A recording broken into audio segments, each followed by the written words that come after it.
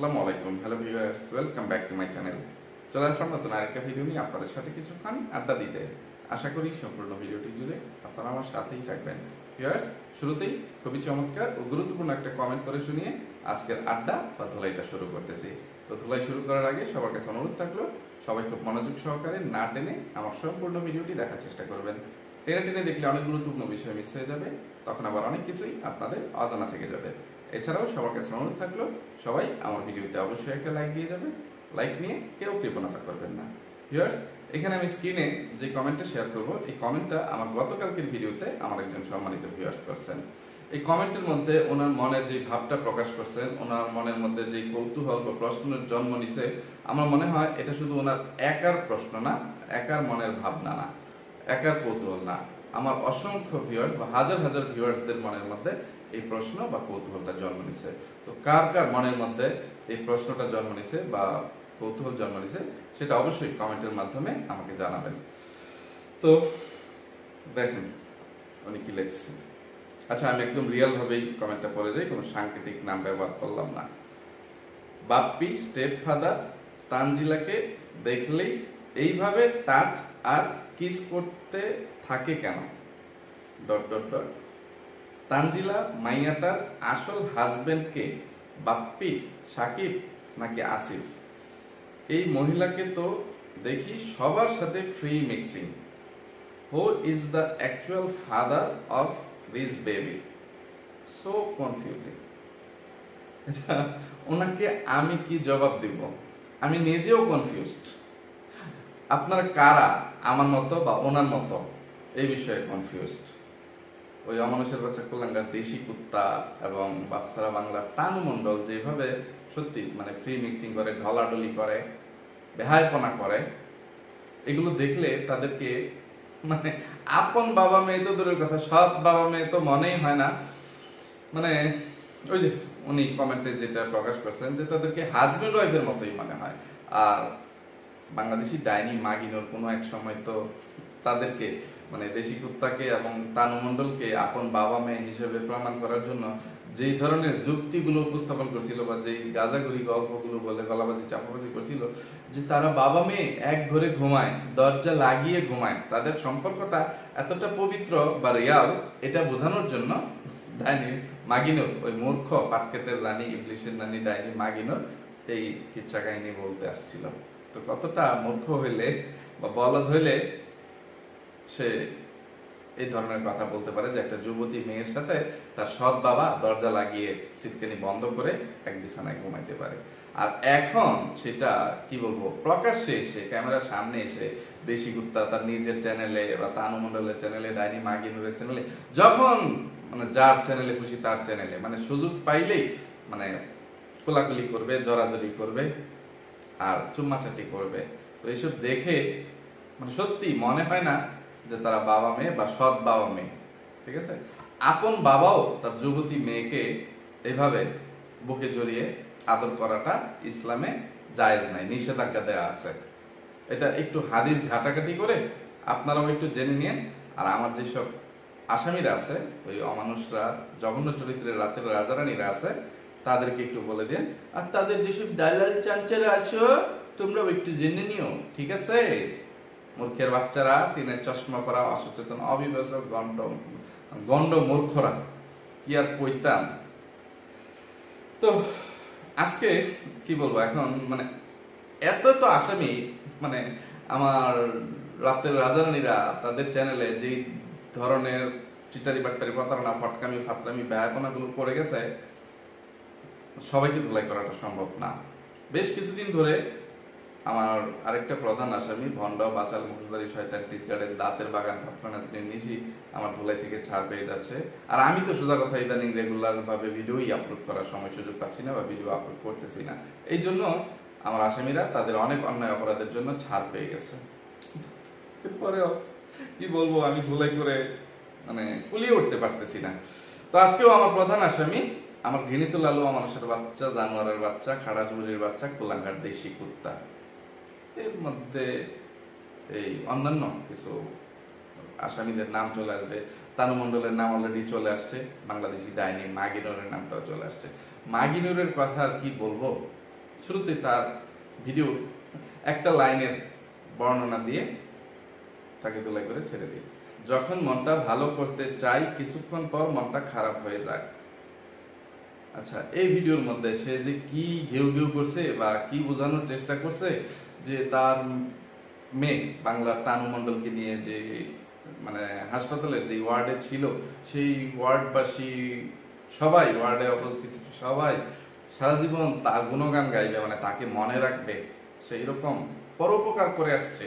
ঠিক আছে, কোথাকার কোন একটা রোগীকে মানে তারা ট্রিটমেন্ট দেওয়ার জন্য যদি 1 লক্ষ টাকাও তাদের প্রয়োজন পড়তো, তবুও নাকি সে খরচ করতো। সে এতটা উদার মহৎ মনের অধিকারী, এটা সেটা, বা কেউ কি মারা গেছে না কি হয়েছে না হয়েছে, সেই কি গান গাইছে, কি ঘেউ ঘেউ করছে সে জানে।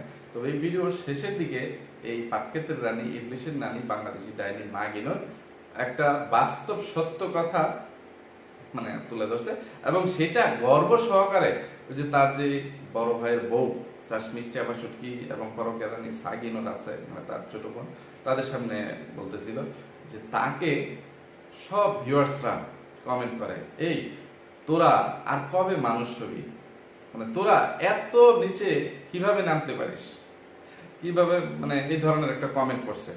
তো ডাইনি মাগিনো সেখানে ওই ভিউয়ার্সদেরকে কমেন্টে রিপ্লাই দেয়। এই কমেন্টগুলো তো মানে রিপ্লাই সে লিখে দেয় না, ভিডিওর মাধ্যমে রিপ্লাই দিছে বা সে কথা বলতেছে। তখন আমি ওইসব ভিউয়ার্সদেরকে বলি, তোরা মানে এই কমেন্ট মানে যারা করতেছিস তারা তো জানিসই এই ডাইনি মাগিনোরা কতটা নিকৃষ্ট বা মানে জঘন্য, যে আপনারা তো জানেনই। তো এই যে কমেন্ট করছেন, আপনি টাকা দেন, কমেন্ট না করে আপনি টাকা দেন না কেন? মানে বাংলাদেশি ডাইনি মাগিনোর বোঝাইছে যে টাকার জন্য যতটা নিচে নামা যায়, যতটা নিচে নামা, মানে কি বলবো, এটা কিভাবে প্রকাশ করব, সে যেন কিভাবে কিভাবে বোঝালো যে মানে এর চেয়ে নিচে নামা সম্ভব না, ততটা নিচেও নামতে সে রাজি আছে, তবুও তার টাকা চাই। মানে শুধু কমেন্ট করে আসছেন, টাকা দেন নাই কেন? টাকা দিয়ে দিয়েন। বাংলাদেশি ডাইনি মাগিনোর এই জবাব দিস যে নিচে যেহেতু নামছেই, সে যেহেতু কাপড় খুলছেই, মানে তাহলে আর মানে একটু কাপড়ও তার শরীরে অবশিষ্ট রাখবে কেন? সে সম্পূর্ণ কাপড়ই খুলে একদম একটা বা উলঙ্গ হয়ে গেছে। তো এই ক্যারেক্টারের রাতের রানী মানে খাটের রানী, ইবলিশের নানি হচ্ছে এই জঘন্য রাতের রানী বাংলাদেশি ডাইনি মাগিনোর ও তার সঙ্গী সাথীরা। মানে নিজেদের সপক্ষে, নিজেদের ব্যাপারে এই রকম মানে স্ট্রেট ফরওয়ার্ড যে মানে স্বীকারোক্তি শোনার পরেও এখনো পর্যন্ত কিছু টিনের চশমা পরা অসচেতন অবিবেচক ভিউয়ার্সদের বিবেকের দরজা বন্ধই রয়ে গেছে, চোখ থেকে টিনের চশমা খোলে না যে এইসব ফকিন্নির বাচ্চাদেরকে, এইসব জঘন্য চরিত্রের রাতের রানীদেরকে, রাজাদেরকে এখনই উচিত শিক্ষা দেওয়া দরকার, এখনই তাদের ভিডিও দেখা বন্ধ করে দেওয়া দরকার, এখনই তাদেরকে বয়কট করা উচিত। তো ডাইনি মাগিনোর মানে এই কমেন্টের রিপ্লাইয়ে সবাইকে বলতেছিল যে আপনারা যারা এই ধরনের কমেন্ট করতে চান, কমেন্ট করার সাথে সাথে টাকাও দিয়ে যান, টাকা দিয়ে কমেন্ট করেন। তো টাকা দেন নাই কেন? তো এখানে বাংলাদেশি ডাইনি মাগিনোরকে আমি বলতে চাই, তুই খাটকা পানোর জন্য বা মানে তোর তলাদেশ ভাড়া দেওয়ার জন্য, মানে গুতা খাওয়ার জন্য আর কি, নিচতলা ভাড়া দিয়ে যে গুতাটা কাজ খাটকা পাস, সেটার জন্য তুই টাকার বিনিময়ে কাজ করিস, সেটা সবাই বুঝে গেছে, সেটা তুই স্বীকারও করছিস।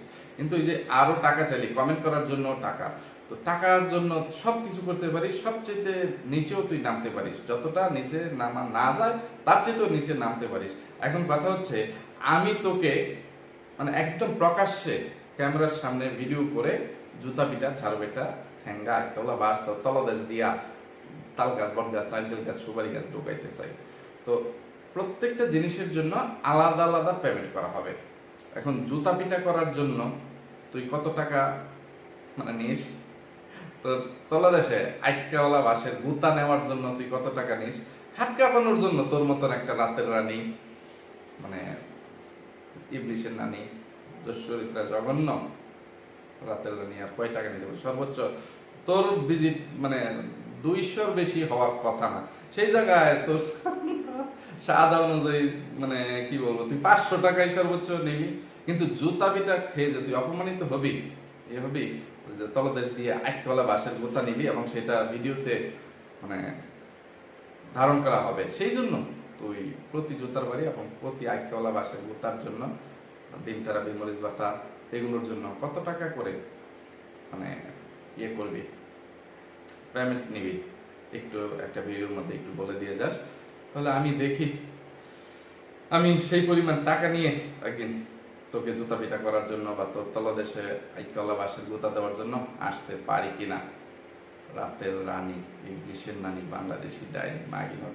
তো ভিউয়ার্স, তানু মণ্ডল আর বাংলাদেশি ডাইনি মাগিনোর বিষয়টা এবার স্কিপ করে যাই।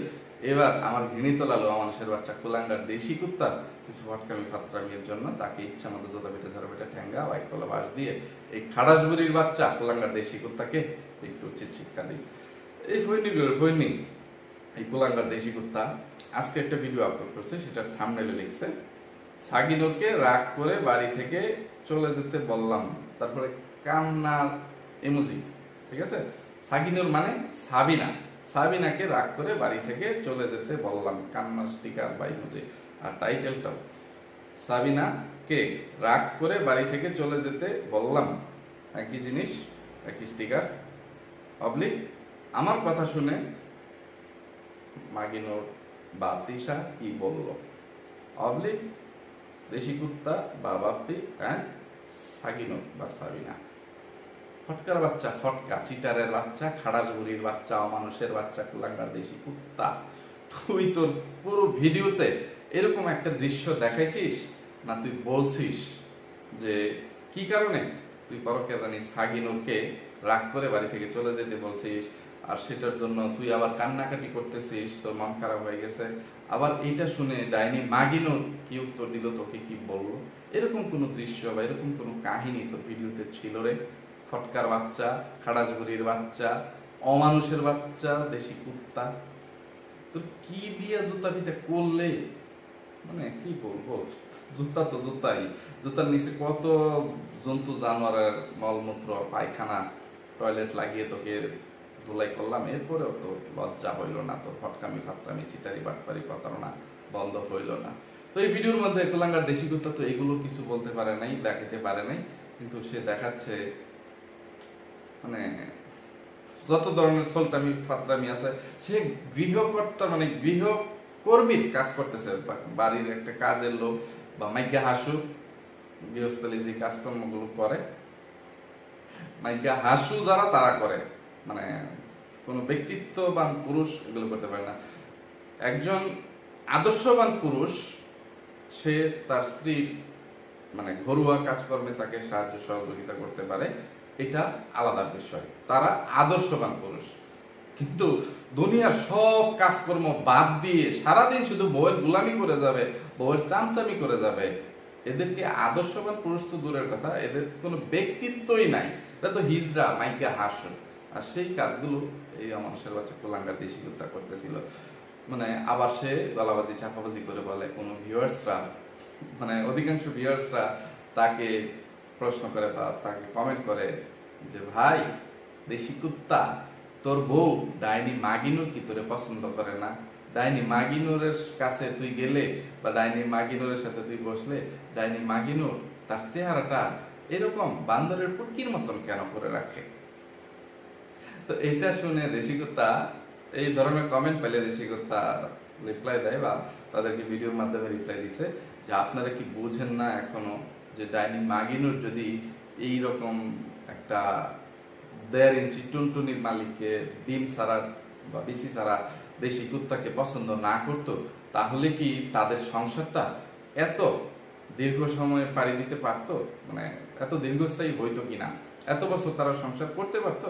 দেশি কুত্তা এই জবাব দিয়ে মানে নিজের ইয়ে মানে বোঝাইতে গেছে, দাম বোঝাইতে গেছে যে ডাইনি মাগিনুর তাকে খুব পছন্দ করে।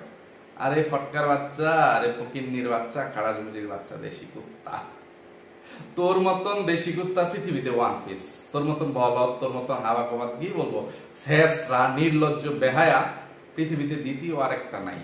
আর এটা ডাইনি মাগিনুর ভিউয়ার্সদের আগে থেকেই জানে, ভিউয়ার্সদের আগে থাকতে বুঝে গেছে।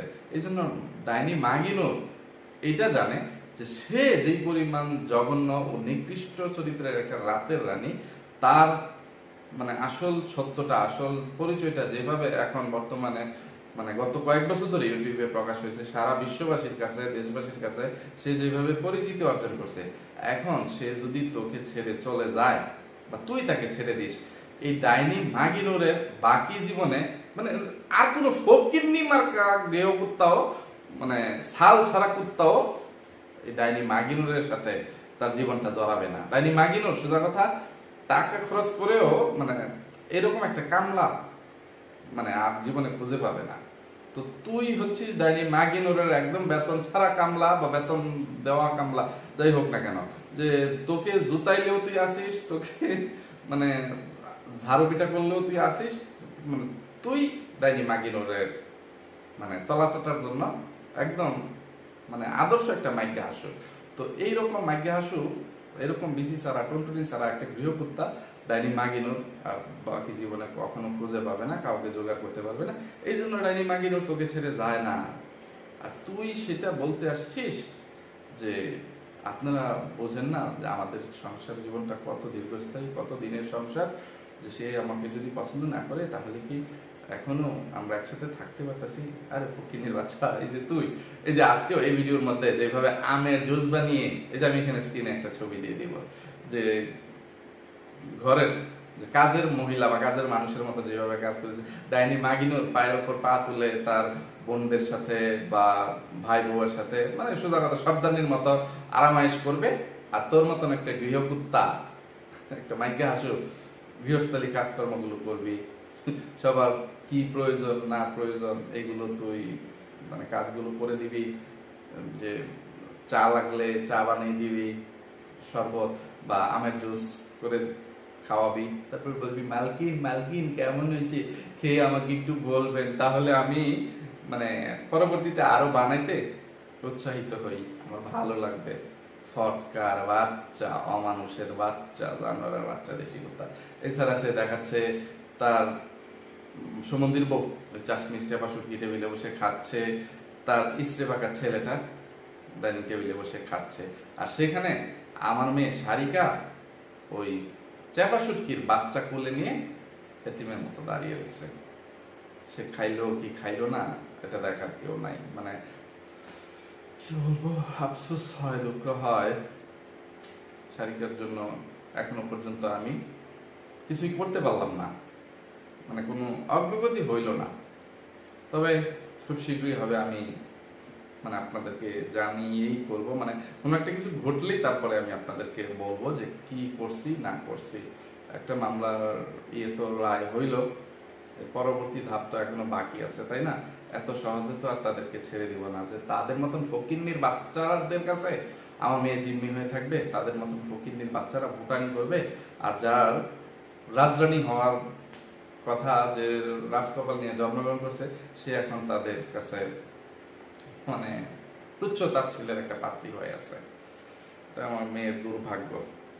এরা আগের দিন এই ফটকার বাচ্চা গতকালকে যে ভিডিওটা আপলোড করছে, একটা মানুষ কতটা নির্লজ্জ, বেহায়া, শরম ছাড়া হইলে, নিকৃষ্ট হইলে সে নিজেই এভাবে অপমানিত হওয়ার জন্য এই ধরনের টাইটেল থাম্বনেল দিয়ে ভিডিও আপলোড করে। ভিউয়ার্স আপনারা দেখেন, তার ভিডিওর থাম্বনেল ছিল সুমন্দি সকালের নাস্তাকে গরুর খাবার বলল, আর এক লাইন নাতিকে হাসপাতাল থেকে বাড়িতে আনার পরে কি কি ঘটনা ঘটলো। টাইটেল এবং থাম্বনেলটা একই, শুধু আগের লাইন পরে, পরের লাইন আগে, এইভাবে দিয়ে সে টাইটেলে লিখছে। তো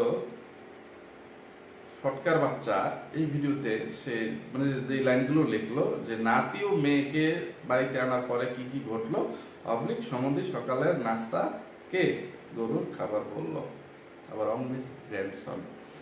তো তার নাতি বা সৎ নাতি তানু মণ্ডলের ছেলে, এটা তো তার বাড়িতে আসে নাই, এটা তানু মণ্ডলের শ্বশুর বাড়িতে গেছে। কিন্তু এখানে ফকিন্নির বাচ্চা, টুইটারের বাচ্চা, খাড়াসবুলির বাচ্চা, দেশি কুত্তা এই পর্যন্ত এতগুলো টাইটেল থাম্বনেল দিয়ে ভিডিও আপলোড করছে, মানে প্রত্যেকটা ভিডিওতে মানে এইরকম ভাবনা, এরকম বোঝায় যে সে মনে হয় তার বাসায় মানে তানু মণ্ডলকে নিয়ে চলে আসছে, তানু মণ্ডল মানে হাসপাতাল থেকে এবার তার বাসায় চলে আসছে, এইরকম যে এরকম কিছু করছে। আর যে ঘটনাগুলো, যে কি কি ঘটনা ঘটলো, এরকম কোনো একটা ঘটনা ঘটছে বলে তুই দেখাইতে পারছিস? ফকিন্নির বাচ্চা, ঘটনা কাকে বলে? হ্যাঁ, একটা সময় ব্যয় করলি, 10 মিনিটের ভিডিও আপলোড করলি, এগুলি এটা একটা ঘটনা? ফকিন্নির ঘরে ফকিন্নি, মূর্খের বাচ্চা, খাড়াজগুলির বাচ্চা, কুলাঙ্গার দেশি কুত্তা, কয়েকজন মিলে এক জায়গায় বসে কথাবার্তা বলে একটু ভিডিও বানাইছিস, এটা ঘটনা ঘটে গেছে? যে তানু মণ্ডলের শ্বশুর গামছা গায়ে দিয়ে বসে আছে, তোরা সবাই বসে আছিস, তোরা খুব খুশি যে বলতেছিস তানু মণ্ডলের ছেলে বা তোর সৎ নাতি সুস্থ স্বাভাবিক হয়ে বাসায় ফিরে আসছে। এইটা, এখানে আর কোনো ঘটনা ঘটছে? তুই আপডেট দিছিস, এখানে তার কোনো ঘটনা ঘটে নাই রে। ফটকার বাচ্চা, অমানুষের বাচ্চা, কোলাঙ্গার দেশি কথা। আর এই যে টাইটেল ও থাম্বনেলের আরেকটা লাইন, যে সুমনদীপ সকালে নাস্তা কে গরুর খাবার বললো। তো তুই কতটা নির্লজ্জ বেহায়া হইলে এই যে এই ধরনের অপমানজনক কথাবার্তা কমেন্ট এর মধ্যে, টাইটেল থাম্বনেলের মধ্যে এইভাবে ইয়ে করে ফলাও করে লিখে আমার জুতা পিঠা ছাড়া পেটা খাইতে আসিস এবং ভিউয়ার্সদের জুতা পিঠা ছাড়া পেটা খাইতে আসিস। হ্যাঁ, তো সুমনদীপ ওই নয়া বাদেন না, ওই ফকিন্নির বাচ্চা যে কথাটা বলছে, এটা ঠাট্টা করে বলো, সে ঠাট্টা করে বলে নাই, সে একদম সিরিয়াসলি বলছে। সে ক্যামেরার সামনে কথাটা বলতে চাচ্ছিল না যে তুই যদি মানে কি বলবো, সে তো কি বলবো তোর মতোই একটা বাদেন না, তোর মতন ফটকা। তো সে আবার ফটকাকে একটু ইয়ে করতে চায়, যে সে বলতেছে ক্যামেরার সামনে বলতে চাইতেছি না, ইয়ে করতেছি না, যে তুই লজ্জা পাবি এই কথা চিন্তা করে। কিন্তু সে তো এটা জানে না, বা বুঝার মতন জ্ঞান বুদ্ধি এখনো ফকিরের বাচ্চারা হয় নাই, যে তোদের কোনো লজ্জা শরম নাই, তোরা লজ্জা শরম নিয়ে জন্মগ্রহণ করিস নাই। এরপরে সে, তুই বলতেছিস যে আপনি বলেন যা খুশি তাই বলেন, কোনো সমস্যা নেই, ক্যামেরার সামনে বলতে পারেন। তখন সে তার বোন বাংলাদেশি ডাইনি মাগিনুরকে বলতেছে তুই কি রান্তাছস, এইগুলো আমাদের দেশে মানে গরুরে খাওয়ায়, জানোস না? গরুর খাউন রান্না করতেছস। দেশি কুত্তা, যেই ঐতিহ্যবাহী খ্যাচুরি, তাদের এলাকার দেশি মানে মসুরের ডাল এবং চাল দিয়ে সাদা খ্যাচুরি এবং সাথে পেঁয়াজ এবং শুকনা মরিচ সরিষার তেল দিয়ে ডলে মেখে খায়। ঐতিহ্যবাহী খাবারকে ওই ইয়ে মানে পেঁয়াজ মরিচ ডলাটা বাদ দিয়ে খ্যাচুরির চেহারা দেখেই ওই নয়া বাদেন না শাহিন বলতেছে এটা তো গরুর খাবার, এটা গরুর খাবার, এটা আমিও জানি। ঠিক আছে, আমাদের এলাকাতেও আগের দিনে না, এখনো মানে অনেক দেশি গরু যারা পালে, তারা যে জঙ্গল থেকে খুইটা কাটা, একদম কাটা কাটা যুক্ত একটা গাছ আছে, ওই গাছ কেটে এবং কিছু চাল ডাল ইয়ে করে, মানে উচ্ছিষ্ট খুদ বা মানে ডাল, কম দামি ডাল, এগুলো একসাথে করে খ্যাচুরি রান্না করে গরুকে খাওয়ায়। আর সেই খাবার খেয়ে এই খাড়াসবুড়ির বাচ্চা, ফকিন্নির বাচ্চা, শেষরার বাচ্চা, ফটকা দেশি কুত্তা গর্ভবতী, গর্বিত। আর কি বলবো, মানে এটা তার সম্বন্ধে বলছে, এটা সে আবার টাইটেল থাম্বনেলে স্থান দিয়ে দিছে। তো একটা মানুষ কতটা ছোট লোকস, ও ছোট লোকস হইলে, ফকিন্নি হইলে, একটা ফটকা ভাতরা হইলে, মানে নিজেকে কেউ নিজে এইভাবে মানে তার, সে তো বড় না কিন্তু এরপরেও তো মানুষ বড় হওয়ার অভিনয় করে, ইয়ে করে। কিন্তু এই ফকিন্নির বাচ্চা, এই ফটকার বাচ্চা এই ইয়ে করতেছে। আর কি কইতাম, ওই যে তানু মণ্ডলের বাচ্চার শরীর স্বাস্থ্যের কথা বলতে গিয়ে সুস্থ এটা সেটা, তারা তানু মণ্ডলকে কেন হাসপাতালে ভর্তি করাইলো, মানে কি হয়েছে তানু মণ্ডলের বাচ্চার কি হয়েছে, এগুলো বর্ণনা করতেছে। তো এগুলো তো কোনো ঘটনা না। সেখানে যে মানে তানু মণ্ডলের ছেলের জয়েন্টিস বা হালকা পাতলা একটু জয়েন্টিস দেখা দিছে, তারা বুঝতে পারেনি। বলতেছে আমরা হাসপাতালে যাওয়ার পরে যতটুকু দেখলাম অন্যান্য বাচ্চাদের এটা মানে মাত্রা 25-26 মানে 23-24 এই পরিমাণ বেশি। আর তানু মণ্ডলের ছেলের জয়েন্টিসের মাত্রা মাত্র 13-14-তে আছে। এটা হয়তো বা একটু রোদ লাগাইলেই চলে যেত, এটা 10-এর নিচে থাকাটা স্বাভাবিক, 10-এর নিচে হইলেই কি হয়ে যেত। তো আমরা এটা নিয়ে খুব চিন্তিত ছিলাম, টেনশনে ছিলাম। তো এখন আলহামদুলিল্লাহ নাতি ভালো আছে, এটা সেটা। তো ফটকার বাচ্চা, ফটকা কি বলবো, হাসপাতাল থেকে হয়তো বা হাসপাতালে ঠিক মতো সময় কাটিয়ে আসলে 3 দিন বা 4 দিন যে স্বাভাবিক সময়টা থাকে, ওই সময়টা হাসপাতালে থাকলে তখনই ডাক্তাররা এই বেবির এই সমস্যাগুলোর কথা বলতো, বা যে বাচ্চার গায়ে একটু রোদ লাগান, একটু ভিটামিন ডি প্রয়োজন, এটা সেটা তারা বুদ্ধি পরামর্শ দিতে পারতো। তো সেখানে তো তোরা বাড়িতে ঈদ করার জন্য তড়িঘড়ি করে তানু মণ্ডলকে নিয়ে চলে আসছিস, আর সেখানে গাঁজা করে কিছু যুক্তি দিছিস। সেই যুক্তিগুলো এখানে আর খণ্ডন করতেছি না, কারণ কথা বলতে বলতে অনেকটা সময় চলে গেছে। এখানে তানু মণ্ডল আজকে বা তোর ওই ভিডিওতে মানে যেই ফাটকামিমূলক মূর্খামিমূলক কথাবার্তাগুলো বলতেছিল, সেগুলোর একটু বর্ণনা করি। ইয়ার্স, এখানে তো একটা মানুষ না, মানে এই সবগুলো মূর্খের বাচ্চারা কত বড় গণ্ড মূর্খ হইলে এইভাবে মানে এত অসচেতন বা ইয়ের মতন মূর্খের মতন কথাবার্তা বলতে পারে, একবার চিন্তা করে দেখেন। একটা বাচ্চা ছোটবেলায় জন্মের পরে যত বেশি কান্নাকাটি করবে, যত বেশি হাত পা ছোড়াছুড়ি করবে, চিল্লাচিল্লি করবে, সেই বাচ্চাটাকে তত বেশি সুস্থ হিসেবে মানে ধরে নেওয়া হয়, মনে করা হয়। বা একটা সুস্থ বাচ্চার লক্ষণগুলো ওইগুলো, হাত পা ছোড়াছুড়ি করা, চিল্লাচিল্লি করা, কান্নাকাটি করা। আপনারা খেয়াল করে দেখবেন, যদি কোনো বাচ্চা জন্মের পর কান্নাকাটি না করে, যে এখনো জন্ম নিছে কিন্তু এখনো কোনো কান্নাকাটি করতেছে না, এমনিতে সে লড়াচড়া হয়তো বা একটু করতেছে, তাকাচ্ছে, এদিকে ঘুরতেছে, এদিকে করতেছে, কিন্তু এরপরেও সেই বাচ্চাটা না সম্পূর্ণ সুস্থ না, তার ভিতরে কোনো না কোনো ইন্টারনাল সমস্যা আছে।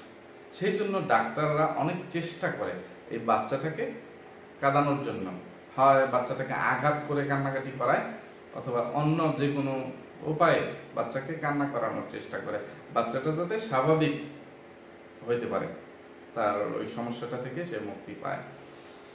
কিন্তু এইখানে তানু মণ্ডলের বাচ্চাটা একটু কি বলবো, আমার মনে হয় একটু অ্যাবনর্মালি, আমরা তো এখনো পর্যন্ত চেহারা টেহারা, তার চোখের এক্সপ্রেশন, মুখের এগুলো কোনো কিছুই দেখি নাই, এগুলো তারা এখনো হাইড করে যাচ্ছে। তো এখানে এই যে তানু মণ্ডলকে নিয়ে বা তানু মণ্ডলের বাচ্চাকে নিয়ে হাসপাতালে ভর্তি করানো হয়েছে, ডাক্তার দেখানো হয়েছে, তানু মণ্ডল এটা ব্যাখ্যা করতেছে তার বাচ্চা নাকি অনেক শক্ত। এখানে শক্ত বলতে কোনটা বোঝানো হয়েছে, যে শক্ত মন মানসিকতা, বা তার তো মানসিকতা বা মন এখনো হয় নাই, মানে শক্তভুক্ত বলতে যে স্ট্রং, ঠিক আছে, শক্তিশালী, ওই দিক থেকে যে সে বুঝেছে তার বাচ্চা অনেক শক্ত। মানে তার বাচ্চা দেওয়ার পরে, ওষুধ দেওয়ার পরে, স্যালাইন বা ক্যানুলা লাগানোর পরে কোনো কান্নাকাটি করে না, কোনো লাড়াচাড়া করে না, কোনো দেয় না। অন্যান্য বাচ্চারা ক্যানুলা লাগাইতে দেয় না, মানে অন্যান্য বাচ্চারা যারা অন্য দিক থেকে সুস্থ স্বাভাবিক, হয়তো বা একটু জয়েন্টিসের সমস্যা আছে, কিন্তু অন্যান্য সব দিক থেকে হয়তো বা সুস্থ স্বাভাবিক, ওইসব বাচ্চারা কান্নাকাটি করতেছে বা ক্যানুলা খুলে ফেলে, অনেক নাড়াচাড়া করে, ক্যানুলা লাগাইতে পারে না, করতে পারে না। তানু মণ্ডলের বাচ্চার প্রথমবারই ডাক্তার ক্যানুলা লাগিয়েছে, কারণ এটা লেবুইটা একটা দেব শিশু, একজন ভিউয়ার্সের অনুযায়ী। এখন এটা ওই যে প্রথম কমেন্ট যেটা বললাম, এটা কার ঘর থেকে হয়েছে, দেশি কুত্তা না তানু মণ্ডলের কোমর পটাশ জামাইয়ের, না ওই যে তার দেবরের, কোনটার মাধ্যমে হয়েছে, যার ফলে এই ধরনের অ্যাবনর্মাল হয়েছে, বা এই যে কোনো রেসপন্স নাই, সুই বিধিয়ে দিলেও কোনো কান্নাকাটি করে না, ক্যানুলা লাগাইলেও লাড়াচাড়া করে না, আর এই বাচ্চাকে তারা বলতেছে খুবই স্ট্রং বা শক্ত, এটা সে সার্টিফিকেট দিয়ে দিচ্ছে। তো এই মূর্খকে, এইসব বাচালদেরকে, এইসব চিটার বাটপার ভণ্ড প্রতারকদেরকে আমরা কিভাবে শিখাবো যে একটা সুস্থ স্বাভাবিক বাচ্চার আচরণ কি?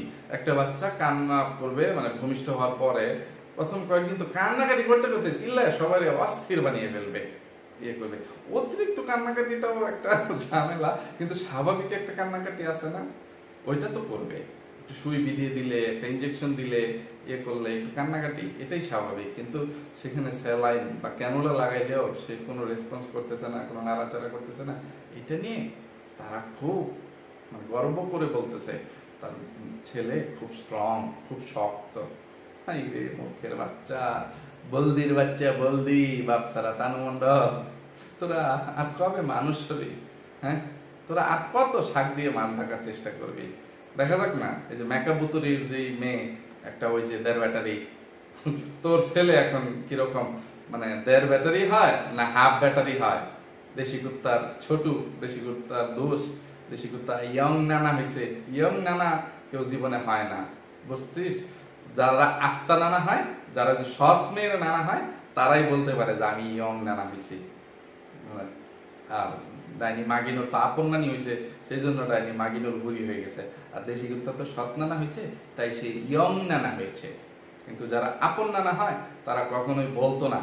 তো সে বলতো যে আমার মানে বয়স হয়েছে, আমার মেয়ে বিয়ে দিছি, মেয়ের ঘর থেকে বাচ্চা কাচ্চা হয়েছে, তাই আমি প্রকৃত সময়েই নানা হয়েছি, আমি ইয়ং নানা না, আমি প্রকৃত নানাই। বয়স অনুযায়ী নানা হয়েছে। কিন্তু ফটকার বাচ্চা, একাডাসগুলির বাচ্চা, কলাঙ্গার দেশি কুত্তা ওই যে আজকে মেয়েরা রেডিমেড বাচ্চার বাপ হয়ে গেছে গা, ঠিক আছে? মানে সে যেদিন বিয়ে করছে তখনই মানে তার 8-10 বছর বয়সের একটা মানে মেয়ে ছিল, তানু মণ্ডলকে পাইছে সে, তো সেই জন্য সে এখন তানু মণ্ডলের বাচ্চার ইয়ং নানা। তো ভিউয়ার্স, যেহেতু কথা বলতে বলতে আজকে ভিডিওটা অনেক লম্বা হয়ে গেছে, তাই আজকে আমার আসামিদেরকে আর দোলাই না করে আজকের মতো এখান থেকেই বিদায় নিচ্ছি। এতক্ষণ পর্যন্ত ধৈর্য ধরে যারা আমার সাথে ছিলেন সবাইকে অসংখ্য ধন্যবাদ। তো যাওয়ার আগে সবার কাছে আবার অনুরোধ থাকলো, সবাই আমার ভিডিওতে অবশ্যই একটা লাইক দিয়ে যাবেন। লাইক নিয়ে কেউ কৃপণতা করবেন না। আর যারা আমার চ্যানেলে নতুন তাদের কাছে অনুরোধ থাকলো, যদি আমার কথাগুলো ভালো লাগে, যদি আমার ভিডিওটিও ভালো লাগে, তাহলে অবশ্যই আমার চ্যানেলটি সাবস্ক্রাইব করে দিয়ে পাশে থাকা ছোট্ট বেল আইকনটি বাজিয়ে দিয়ে অল নোটিফিকেশন চালু করে দেবেন, যেন আমি ভিডিও ছাড়ার সাথে সাথে আপনাদের কাছে নোটিফিকেশনগুলো পৌঁছে যায়। তো ভিউয়ার্স, সবাই ভালো থাকবেন, সুস্থ থাকবেন, নিরাপদে থাকবেন। আমার জন্য, আমার পরিবারের জন্য, আমার দুটো সোনামণির জন্য মন থেকে দোয়া করবেন। আল্লাহ হাফেজ, আসসালামু আলাইকুম।